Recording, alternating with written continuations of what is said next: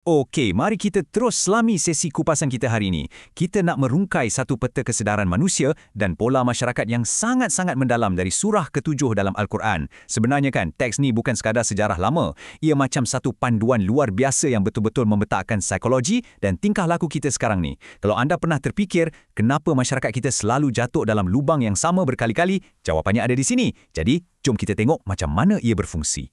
Ini dia peta perjalanan kita hari ini. Kita akan bermula dari puncak penglihatan tembus, turun ke asal-usul perjuangan, perhatikan pola masyarakat yang berulang, fahami perjanjian sejagat manusia, sampailah kita ke titik penamat iaitu timbangan akhir. Okey, bahagian pertama, puncak penglihatan tembus. Kita mula dekat titik paling tinggi dalam peta kita. Jadi, keseluruhan analisis kita hari ini berpusat pada bab ke-7. Yang membina satu kerangka asas tentang macam mana kita berinteraksi dengan realiti itu sendiri. Ia bukan sekadar suruh kita baca membutuh tuli, tahu tak? Sebaliknya, ia bertindak macam satu lensa. Bila anda pakai je lensa ni, segala corak kehidupan peribadi anda dan juga naik turun masyarakat di sekeliling kita, semuanya tiba-tiba jadi sangat terang dan jelas.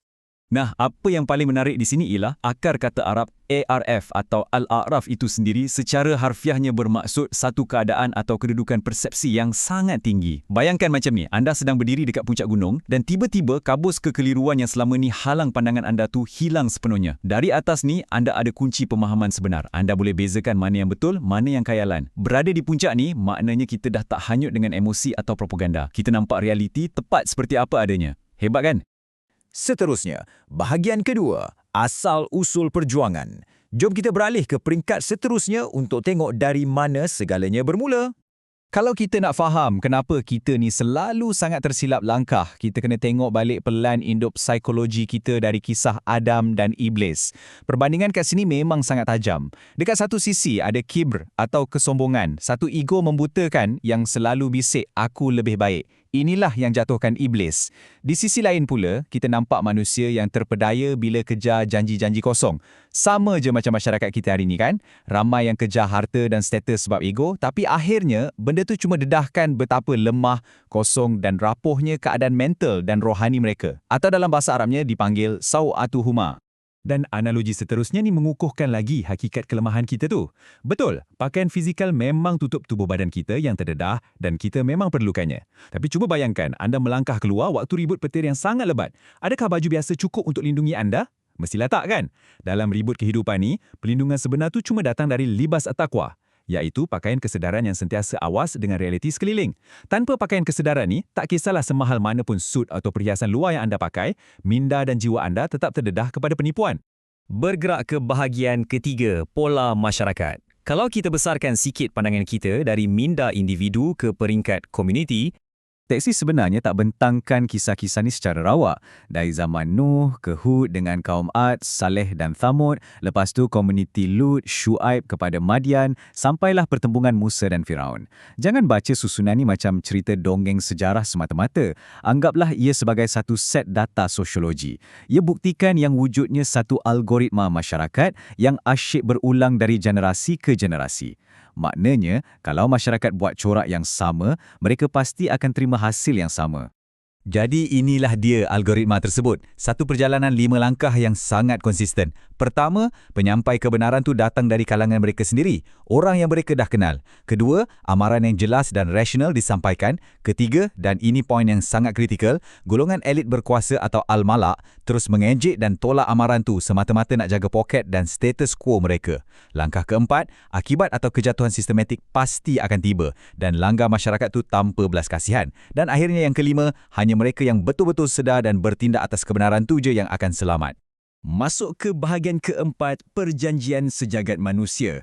Pada teras utama perjuangan masyarakat yang asyik berulang ni.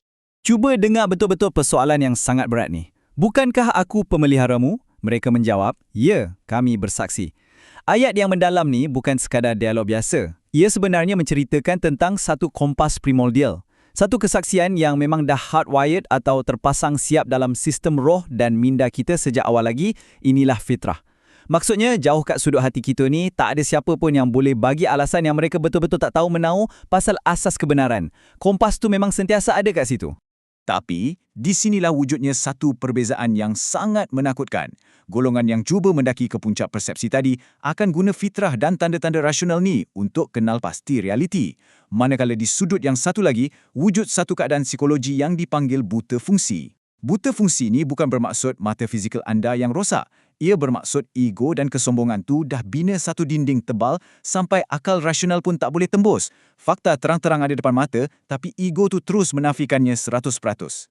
Untuk gambarkan betapa kritikalnya tahap buta fungsi ni, teks ini beri satu amaran keras. Mereka ada hati tapi tak faham, ada mata tapi tak melihat, ada telinga tapi tak mendengar. Mereka itu seumpama binatang ternakan. Bayangkanlah herotan persepsi pada tahap ni. Manusia yang dah dikurniakan sistem berfikir dan deria paling canggih dalam alam semesta, tapi pilih untuk jatuhkan taraf diri ke tahap haiwan yang cuma bergerak ikut naluri. Semuanya sebab enggan nak tundukkan ego pada kebenaran. Akhir sekali, bahagian kelima, timbangan akhir. Peta kita akhirnya bawa kita ke destinasi terakhir, iaitu hari perhitungan. Timbangan atau al-mizan yang disebut kat sini, ia tak ukur berapa banyak lakonan ritual kosong yang kita tunjuk depan orang. Sama sekali tak. Ia mengukur satu perkara dengan sangat ketat, kebenaran. Sejauh mana tingkah laku dan pemikiran anda sejajar dengan realiti sebenar. Tindakan yang berasaskan kesedaran dan keadilan akan ada berat dan maknanya yang teguh. Tapi kalau tindakan tu didorong oleh penipuan diri atau hipokrasi, ia tak ada nilai langsung. Ringan melayang di tiup angin dan cuma akan bawa anda kepada kerugian. Kalau kita perhatikan jadual rumusan ni, memang sangat menarik macam mana istilah-istilah Arab ni bongkarkan dinamik kuasa di dalam dan luar diri kita. Kita dididik untuk sentiasa berusaha ke al-a'raf, titik persepsi yang paling tinggi dan rasional. Kita dibenarkan urus zinah, iaitu perhiasan dunia, tapi dengan seimbang. Namun bila berdepan dengan hal-hal masyarakat, kita kena waspada. Adakah hujah kita disokong oleh sultan atau otoriti bukti dan logik? Ataupun kita selama ni cuma tunduk buta pada tekanan al-mala, iaitu sang elit yang asyik sekat kebenaran. Jadi, macam mana kita nak pastikan kita kekal atas landasan yang betul? Sebenarnya teks ni siap berikan panduan rohaninya sendiri secara langsung. Dengar dan berdiam diri bila kebenaran disampaikan. Ingat pemeliharaan anda di dalam diri bukannya sekadar melalak di khalayak ramai. Sentiasa bersikap rendah diri, kekalkan kesedaran berterusan setiap pagi dan petang. Dan yang paling penting, jangan sesekali biarkan diri anda hanyut bersama golongan yang hidup dalam kelalaian. Pada akhirnya, peta perjalanan kehidupan yang sangat tajam dan komprehensif ni meninggalkan kita dengan satu persoalan besar yang kita kena jawab setiap hari. Pilihan sentiasa di tangan anda. Adakah anda akan guna segala keupayaan dan penglihatan anda untuk mencari serta menegakkan realiti sebenar? Atau adakah anda akan biarkan ego merampas minda anda, membiarkan diri buta dalam kegelapan yang dicipta oleh diri anda sendiri?